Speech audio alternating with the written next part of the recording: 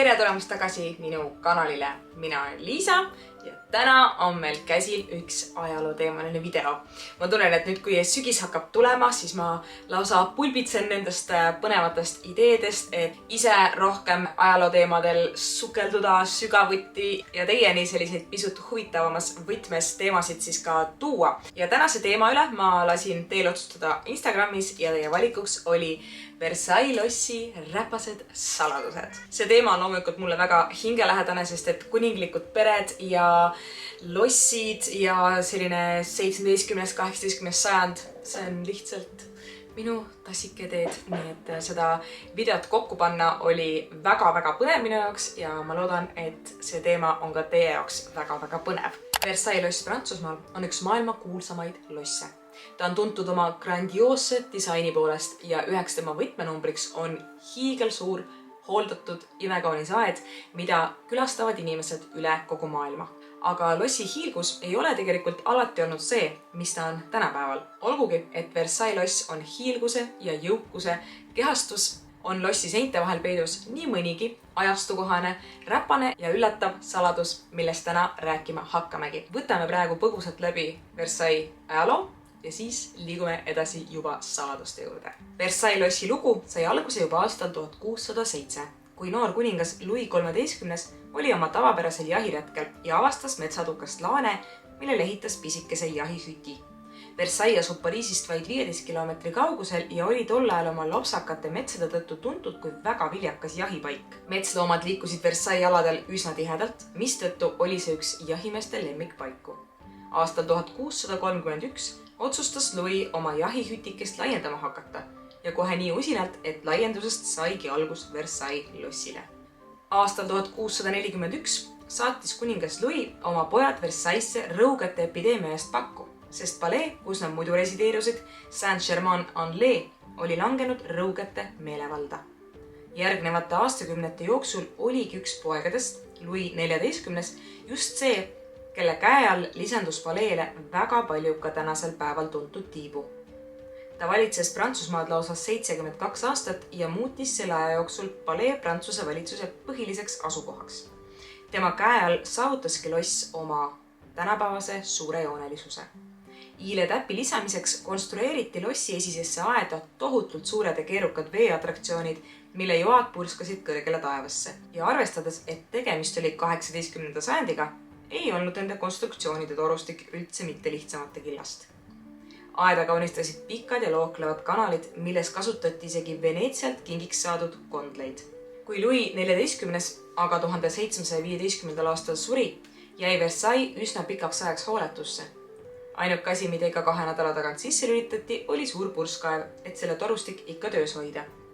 Louis XV tundis huvi lossi taastamise vastu alles 1722. aastal. Ta naasis Versaillesse ja soovis oma vana-vanaisa alustatud töödega jätkata. Kui algselt koosnes lossi interiöör vaid pigem suurtest avalikest ruumidest, lisas Louis XV sinna nüüd suurel hulgal väikeseid tube, et kohalviibijad end mugavamalt tunneksid. Louis lisas paleesse mitmeid luksuslikke magamistube, kellaruumi, garderoobe, raamatukogusid, söögisaale, mängude ruumi ja isegi toa oma lemmikutele koertele. Lisaks kõigele sellele lasi Louis ehitada ka kuningliku ooperimaja, kus esines isegi Mozart. Nüüd jõuame me muidugi järjekordse Louis juurde ja selleks on Louis XVI. Üks huvitavamaid lisasid, mis tema ajal lossile ehitati, oli farm, millest lossi kööks sai pidevalt värsket toorainet. Üks tema aja suurimaid pidustusi Versailles lossis toimus aastal 1770, kui Louis abiellus Austria ertshertsoginna Marie Antoinettiga, kes oli oma priiskava elustiili poolest Prantsusmaa rahvale pinnuks silmas. Marie Antoinette ei nautinud kuninganna rolli ja üritas seetõttu pidevalt ka reegleid painutada ja kallite pidustustega enda meelt lahutada. See tekitas meelehärmi nii kuningakojas kui ka rahva seas, kes tegelikult tol ajal suuremas osas ikkagi vaesuses vireles. Prantsuse revolutsiooni puhkedes kukutati nad mõlemad aga võimult ja saadeti avalikule hukkamisele. Edasised elanikud lossis on olnud nii Napoleon kui ka kuningas Louis Philippe, aga viimastel sajanditel on Euroopa suurim loss olnud kasutusel pigem muuseumina.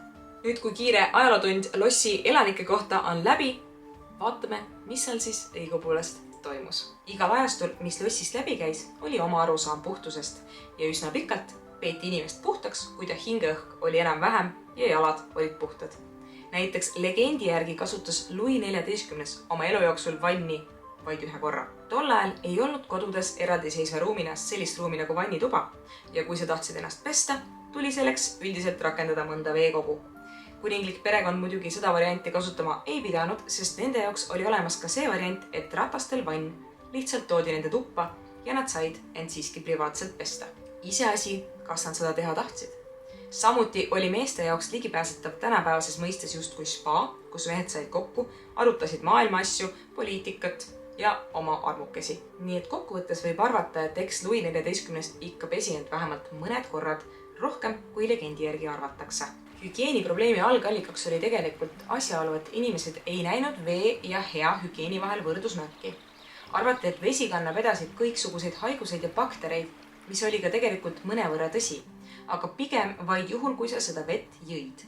Inimestel oli aga arusaam, et kui kuuma veega nahapoorid avanevad, pääsevad veest kõik haigused hõlpsalt läbi naha keha sisse.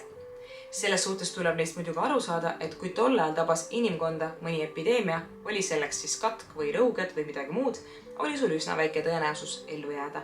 Ja seetõttu vältisid inimesed kõike, mis neid ohustada võis. Kuna Louis XIV hakkas just nendel põhjustel vett pelgama, lasi ta iga 2 nädala tagant teha aadrilaskmist. Olen aadrilaskmisest siin ka varem rääkinud ja praeguseks teame me ju juba kõik, milline absurdsus see oli. Nimelt püüdis ta oma keha vanast verest vabastamise teel puhastada, sest kartis, et läbi pooride on ta kehasse sattunud tohutul hulgal haiguseid. Louis XIV valitsemise ajal lisati lossile väga palju uusi ruume ja nende seas lisati lossile ka üks vanniga ruum. Lossis oli kokku 2300 tuba ja neist üks oli vanniga ruum. Pidevalt veetis lossis aega tohutul hulgal inimesi. Arvatakse, et 3000 ja 10 000 inimese vahemikus. Aga mida siis tol ajal tehti, kui pesta ei saanud? Kuivpesu. Kuivpesu oligi tegelikult Versailles kõige populaarsem meetod, sest see oli lihtsalt kõige kättesaadavam ja tundus turvaline. Nähtav mustus pühiti endalt lihtsalt lappidega maha. Lapid olid tihtipeale leotatud igasugustest tugevalt lõhnastatud ainetes, et lõhnaga räpasust peita. Huvitav on asjaolu, et Louis XIV ajal oli üks populaarsemaid kangaid, millest riideid valmistati, linane.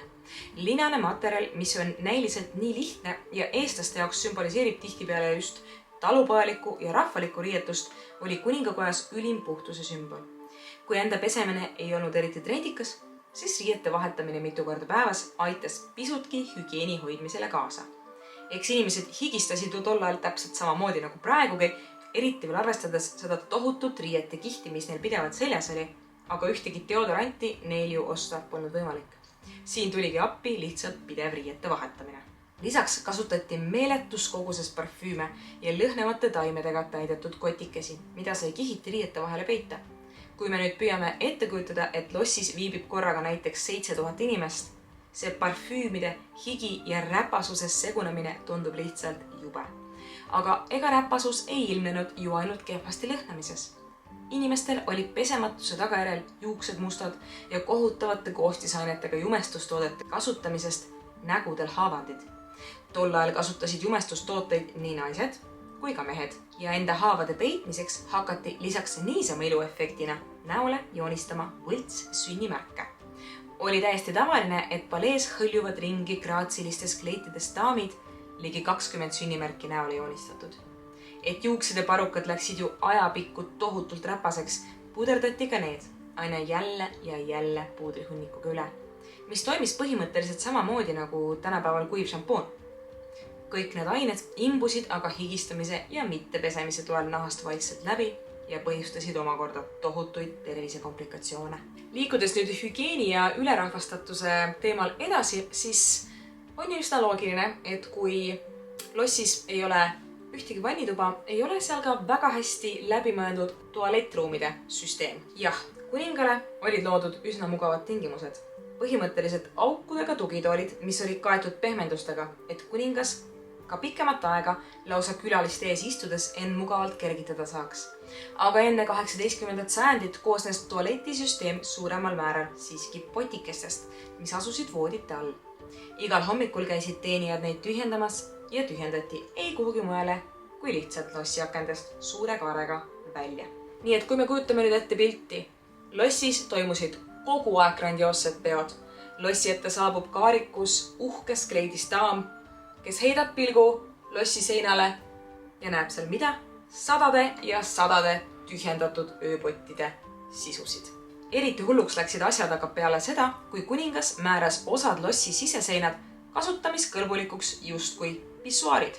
Kuna lossis elas igapäevaselt ühel hetkel 4000 inimest ja iga päev oli sadu külalisi, oli lihtsam lasta kõigil kergendada end põhimõtteliselt seal, kus nad ise soovisid.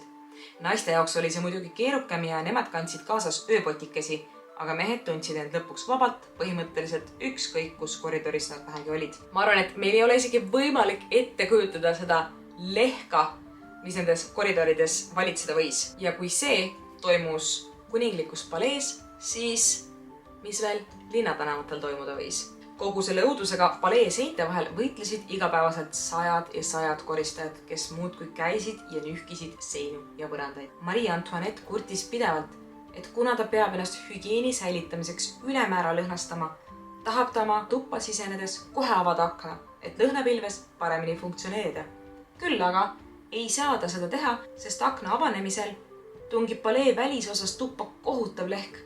Seetõttu lasigi Marie enda valitsemise ajal mitmetesse tubadesse installeerida vannid, mida saaks pisut tihemini kasutada.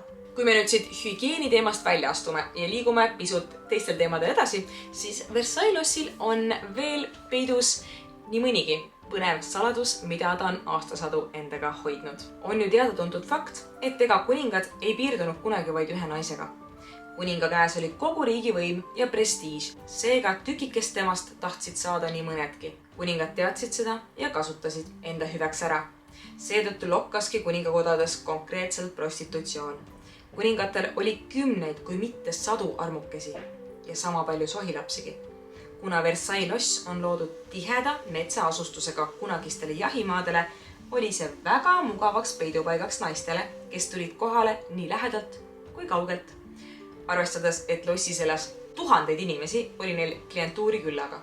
Louis XIV oli sellest aga äärmiselt häiritud, sest tema jaoks võrdusid lõbutürukud otseselt haiguste laiali kandmisega ja ta nägi kurja vaeva, et Versailles'st kõik lõbutürukud välja ajada. See tal aga lõppkokkuvõttes siiski ei õnnestunud, sest huvi nende vastu oli liiga suur. Armukeste külastused lossi olid tol ajal aga väga tavalised ja pigem normiks. Sellel üritas aga kriipsu peale tõmmata lõpuks Louis XVI, kes lasi paigaldada treppidele väravad, milledest armukesi enam läbi ei lastud. Lisaks juba kõigele eelnevalt mainitule tasub meeles pidada, et igas lossis on ka oma salakäigud. Kuningad lasid luua neid igasugustel erinevatel põhjustel. Pääs salaruumidesse oli tavaliselt nii hästi peidetud, et ruumide olemasolust teadsid vähesed. Näiteks Louis XV lasi ehitada enda armukestele elamiseks toad, kuhu pääses vaid tema enda magamistoast salakäigu kaudu. Salajasi käike kasutati ka lossist märkamatult lahkumiseks. Näiteks Prantsuse revolutsiooni puhkemisel riietas Marie Antoinette end teenijaks ja põgenes ühe enda magamistoas oleva salaukse kaudu, mis lõpuks teda siiski aga hukkamisest ei päästud. Siinkohal tõmbamegi aga Versailles väikesed räpased saladused kokku. Ma ootan teilt kindlasti kommentaare, et kuidas teile see temaatika meeldis ja egas muud midagi, kui näeme varsti jälle järgmises videos.